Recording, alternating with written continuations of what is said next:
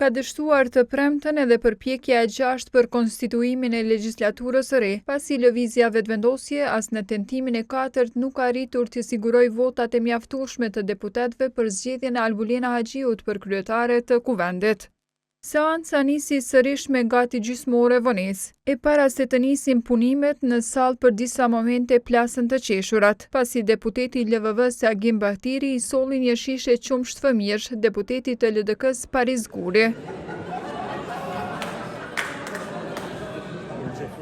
Veprimi u mor pasi Guri ditë më parë deklaroi se do të votonte për kryeparlamentarin e LVV-s nëse kandidat do të ishte Agim Bahtiri.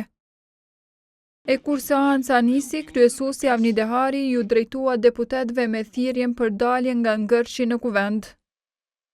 Mua nuk më takon ta imponoj votimin, por do të ishte mirë të ketë mirë kuptim që ta zhbllokojmë këtë situatë, se vërtet qytetarët po presin që të krijohen institucionet e Kosovës, Republikës Kosovës. Me gjithë thirrjen për konsensus, LVV-ja propozoi për herë të katërt kandidatën e njëjtë për kryetare të kuvendit, e të cilën nuk po e pranojnë partitë opozitare të legjislaturës së kaluar. Emri ynë i vetëm është Albulena Haxhiu për kryetare të kuvendit të Republikës Kosovës. Ju kërkoj mirëkuptimin e juaj që të kontribuoni zhbllokimit të kësaj situate në cilën kemi mbetur, ashtu që të mund të kalojmë në faza tjera dhe të zgjedhjes së nënkretarëve të kuvendit të Republikës Kosovës. Faleminderit. Propozimi u hodh në votim, por sërish pika e tretë që parashej votimin e kryeparlamentarit nuk arriti të kalonte.